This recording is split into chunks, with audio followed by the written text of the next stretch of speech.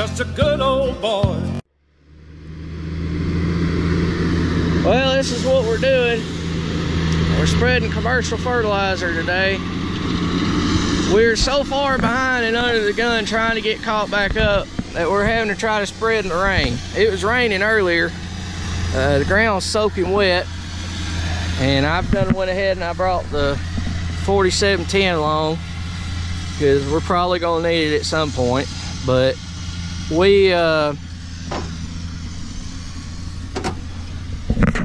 don't know, by now I've probably been posting pretty regular time y'all see this, because I've got a couple videos lined up that should come out as long as I can get them edited in time. Y'all probably might have noticed that I got a little bit off. I'm not quitting or anything. It's just I've been so far stretched that it's just been hard to get videos out. And I hate that for you guys, I really do. But I mean, it's been a lot this spring. We've been behind. We've been trying to get caught up. Spraying, we are getting close to done spraying. I've only posted maybe 1 or 2 videos of us actually spraying. But we are actually nearly done. I've got probably a week left, so they should be 2 or 3 more videos on spraying. I'll try to do quite a bit on the next week on that, just so that way we can get some more of those out there. And we've been doing this and working on equipment, and it's just been eating us up. We've got hay that's knee deep. We should be baling hay fairly soon.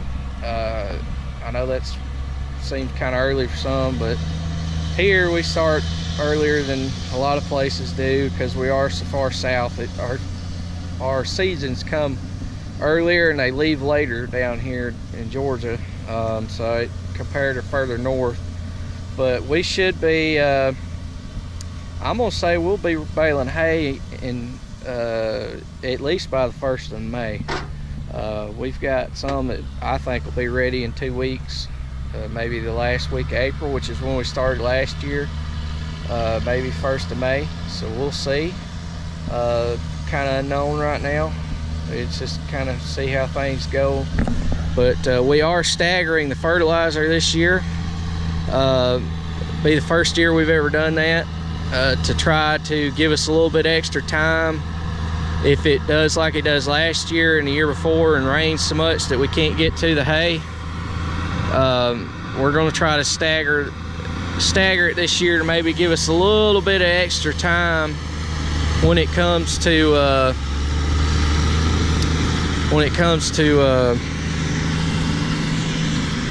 at the age of the hay. Last year we had a lot of hay due to it wouldn't quit raining, that got too old, and we don't want to do that again this year. I want to try to maximize on our hay ground and getting the most out of it we can. So we're going to be staggering the fertilizer this year, maybe to give us a little bit of extra time. Later in the year it might put us behind a little bit, I don't know. It may actually help speed us up, so it's kind of unknown. We're going to see how it goes this year, and then next year if it works out we'll do it again, but if not we'll go back to doing it the way we've always done it, just spread it all within a week or 2 of one another. Normally I'd have had the fertilizer on, oh Lord, by the first 2 weeks of March, so we are definitely way behind that as far as getting some of this on. The special fertilizer we're using, I haven't told anybody about what I'm using. It was on a long time ago. It's probably going to be the first fields we bale, and then after that we're going to be doing commercial like we always did coming up. So we're definitely going to be, it's coming quick. I mean, this here looks pretty good for no fertilizer. I sprayed it probably a week ago, 2 weeks ago. So I mean, it's definitely looking good. We've got some fields that are just plumb black that's had the fertilizer on, so I need to do a drive around and look at the fields and show y'all exactly how they're looking, because they are pretty. There's one across the road from our house that is just gorgeous. I got another one the same way at a different location, and possibly another one and those are our farthest along fields that we're going to be starting on first. The one across the road is a good little test field. We generally start there for us, so that way we can get all the equipment out, try it, see if everything's working right, work the bugs out, and then go from there into the bigger stuff. So we'll see, it's coming. Let's get back to the baler, and we'll get touching on it and finishing it up today.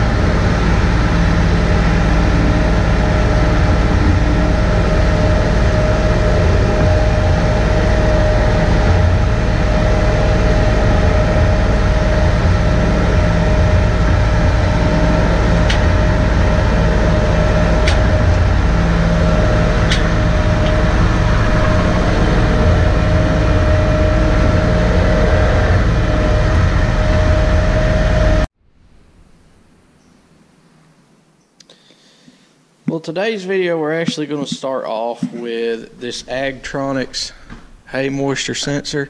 Y'all may remember I got this back around Christmas. I'm going to be installing the mounting bracket on the plate today. I'm going to wait and do the monitor when I get the tractor in here for service. But I'm going to go ahead and wire the baler up and get all this mounted onto the baler. So what you do, they send you a little template here to where you could just tape this up here wherever you want to put it. You're supposed to put it 12 to 24 inches from the rear, and then it in the center of the bale chamber on the non-cut side. Now with the inlines, you don't have to really worry about mounting it on the side because they cut from the bottom, whereas a New Holland or John Deere or Case, they cut from the side, and it's always this side. So I'm mounting this one here because this one cuts on the bottom. You put it on the non-cut side because it says that'll mess up the readings if you put it on the side that's cutting.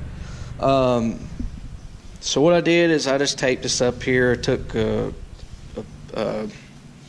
punch, marked it, then I drilled them out. I went ahead and drilled out the holes to save y'all the boredom of that. So what we got to do now is we take this plate. It has a cutting or edge to it that's tapered. You put that facing towards the bale on it, so that way when it passes over, obviously it won't catch. Then you slide these into the holes. There's also 2 more screws that's got to go in here as well. I'll do those first. Let me set y'all up so that way y'all can watch me put this in here.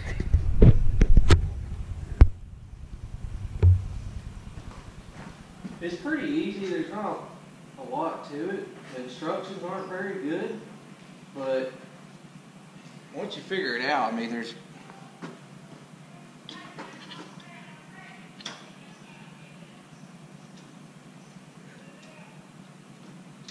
really nothing to it.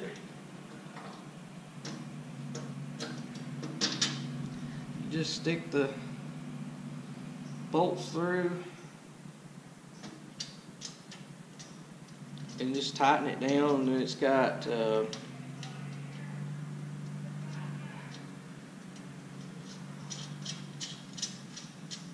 got some hardware to keep it from touching the bale chamber. It says to not let it touch the bale chamber. There we go, that should get them in there. Okay, now we put these on each of these terminals. Then, let's see here, I gotta open this booklet up. It just gives you a terrible picture to go by. That's one thing I'm not crazy about, is the instructions that come with this thing. They're not too good. So we put that on, and we put a lot washer on each one, and we put the nut on each one of these.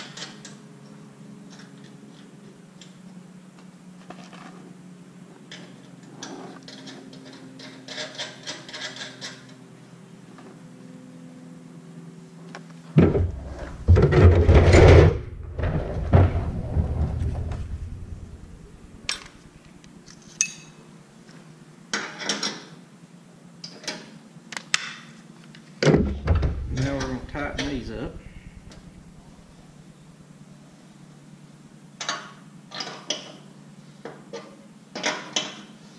Really not a whole lot to install in this thing.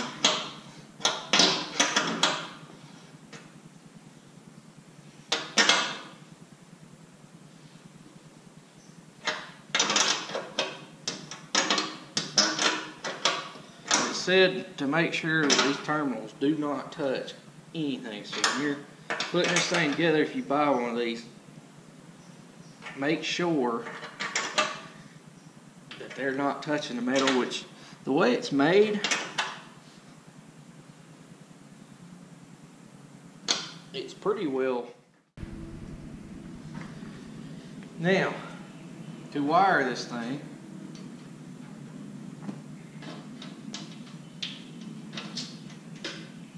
simply take each point and slide it on. I gotta look right here to see in this book if one should be a certain thing. Yeah. It says it doesn't matter. You just put each terminal on each end. Well, before we do that, we gotta put washers on. Washer got. Put one washer here, one washer here, and slide the wires on. And we put another washer, another washer,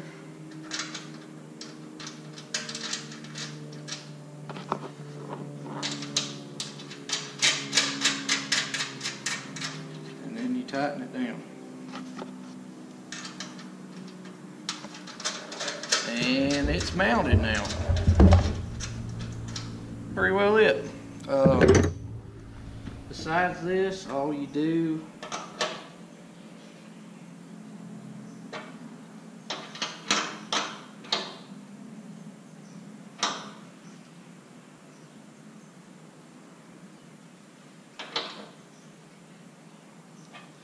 besides this right here, all we do is zip tie this wire, and I'm gonna run it straight down the hydraulic line that goes to the front. Just zip tie it to it. I'll show y'all the other end of this cable. Let me move this monitor. This is the monitor. Let's get the cable out here. Here's the end of the cable. So it has this kind. You just stick this up into the tractor, run it through the back window. Generally those little ports they have right at the back of the window. You stick the cable through it, run it from, I'm going to run it right down around through here like I did my wiring for the accumulator for the lights on it. I'm going to zip tie it to its harness. I already got one on here. Run it right up through the back glass. With the applicator's harness, that's the way we do it. And from there, you mount this in the tractor, and then you just plug that plug right into there. It also has a power harness. That's what the blue one's for. You plug it into it. So if you had another power harness that matched this plug, you could easily move this monitor from tractor to tractor and just build you a new little mount bracket, because it has two knobs that you tighten down on. Just make you another one of them and have you an extra power cord, and you move that moisture monitor from tractor to tractor real easy if you just had you a couple of these brackets made up and a couple of the power harnesses to go into the tractor.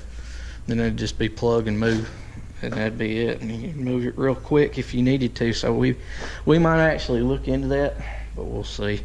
But that's it. That's all you do to mount the moisture sensor. This is what it looks like from the inside.